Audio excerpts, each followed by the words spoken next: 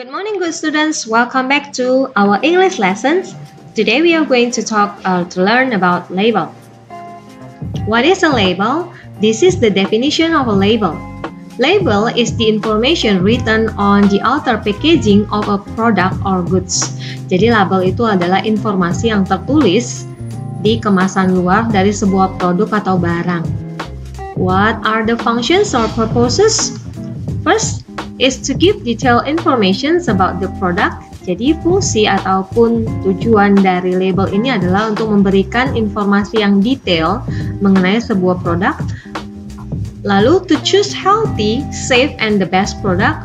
Lalu fungsinya juga supaya kita bisa memilih produk yang terbaik, yang sehat, dan juga yang aman tentunya. Next is to avoid harmful effect. Yang selanjutnya adalah untuk menghindari efek yang berbahaya. Okay. Now we go to the examples. These are all the examples of labels.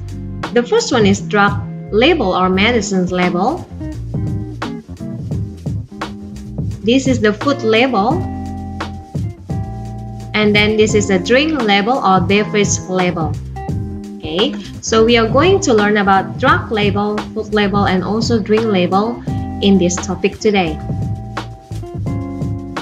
Now take a look at the generic structures. We go first to drug label. Biasanya generic structure-nya untuk drug label itu ada brand of product.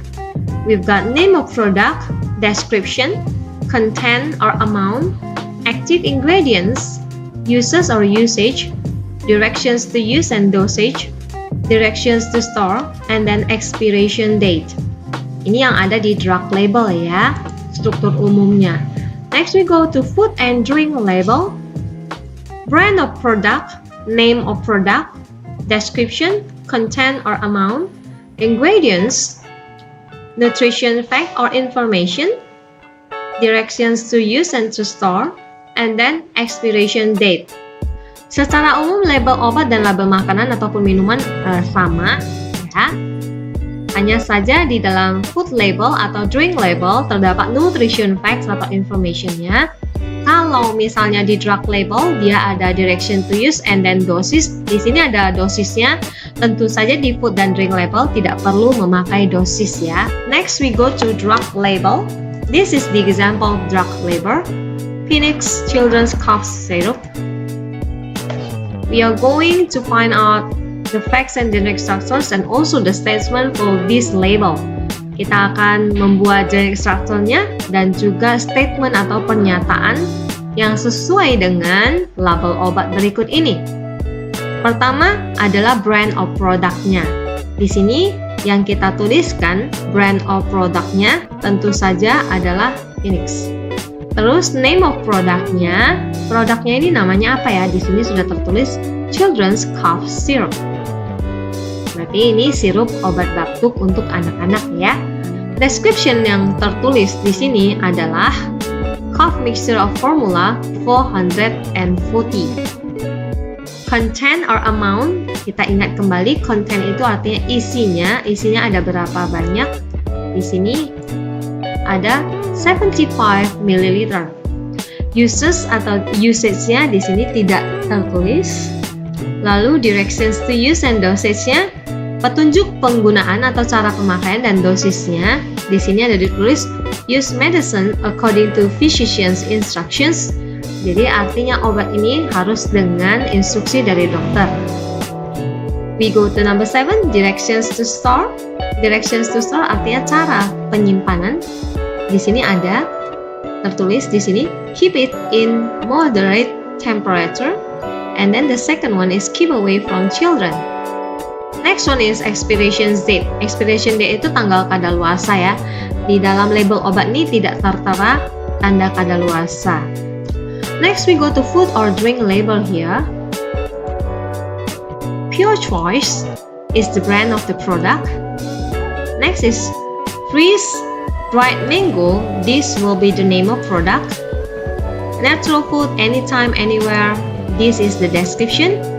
And then we got net, weight, content or amount.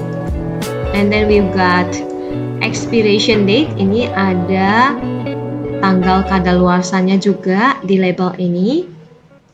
Next, these are all the nutrition facts in this food label. Ini adalah informasi nilai gizi. Nah, biasanya untuk food label, dia berbentuk kotak seperti ini ya. And then we have to pay attention for the nutrition facts. Biasanya kita harus memperhatikan nilai gizinya di sana. Contohnya kalau misalnya di sini ada tertulis kalori, fat, kolesterol, sodium, karbohidrat, ini semua adalah nutrisi yang harus kita batasi. We have to limit these nutrients. Jadi jika fat itu artinya lemak ya, kolesterol, sodium, karbohidrat, dan proteinnya tinggi, yaitu 20% atau lebih, itu artinya makanan ini tidak menyehatkan. Nah, jika di bagian atas ini kita harus membatasi asupan dari kolesterol, sodium, karbohidrat, dan segala macamnya, maka di bagian bawah kita diminta untuk mengkonsumsi bagian bawah ini yang vitamin A, vitamin C, kalsium, iron ini lebih banyak ya. Karena kalau misalnya nilai vitaminnya tinggi, berarti ini adalah makanan yang menyehatkan. Jadi, dengan mengetahui nutrition facts-nya, kita bisa tahu mana makanan yang menyehatkan dan mana yang tidak. Jadi, marilah kita bijak memilih makanan yang menyehatkan untuk kita konsumsi. Now we go to practice. I would like you to choose the correct answers. Read the following text and answer questions 1 to 3. We've got milk calcium. We go to questions number 1. The label is telling us about blank blank blank of a dietary supplement. Label ini memberitahu kita tentang titik-titik dari suplemen makanan. Apakah yang diberitahu label tersebut? Apakah information, usage, kegunaan, materials itu bahan-bahan, or benefits, keuntungannya? Nah, ingat kembali fungsi dari label adalah memberikan detail information. So, the first one, the answer is A, the information. We go to number 2 now. When would it be best to consume the product? Kapankah waktu yang baik untuk mengkonsumsi produk tersebut? Kalau ada soal seperti ini, berarti kita cari expiration date-nya, ya, atau tanggal kadaluarsa. Di sini ada 04/27/10. Nah, di sini berarti bulannya di depan, lalu tanggal, lalu tahun. Tanggal kadaluarsanya adalah 27 April 2010 ya. Kita sudah dapat tanggal kadaluarsanya adalah 27 April tahun 2010.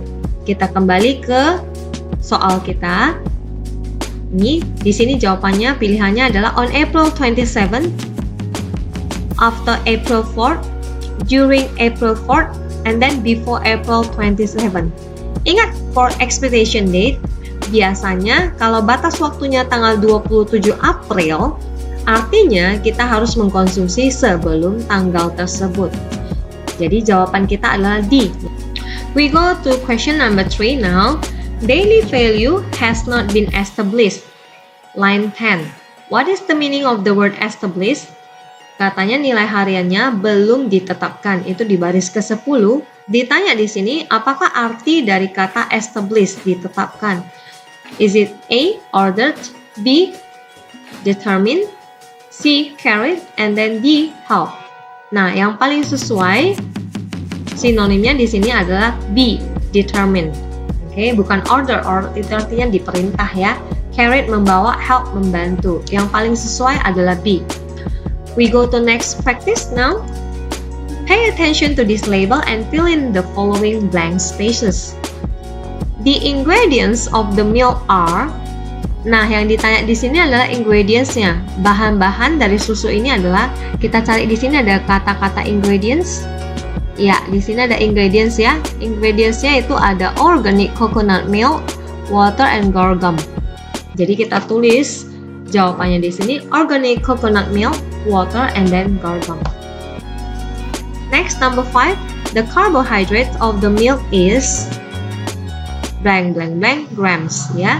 Ini yang ditanya adalah nutrisi karbohidrat dalam kandungan susu ini berapa gram. Kita cari bagian karbohidrat ya. Ternyata di sini sudah ada total karbohidratnya ada 3 gram. Jadi kita tulis di sini 3 gram. So, this is the end of our practice. I hope that you understand our lessons today and also the practice that we have done earlier. Now we go to our English proverbs. Better late than never. It is better to finish something late than never do it at all. Artinya, lebih baik telat daripada tidak sama sekali. Example-nya, I know I'm late in submitting this assignment, but it's better late than never, right? Saya tahu saya telat dalam mengumpulkan tugas ini, tapi lebih baik telat daripada tidak ada sama sekali kan? So, thank you very much for your attention today. Goodbye, good students. See you. God bless you all.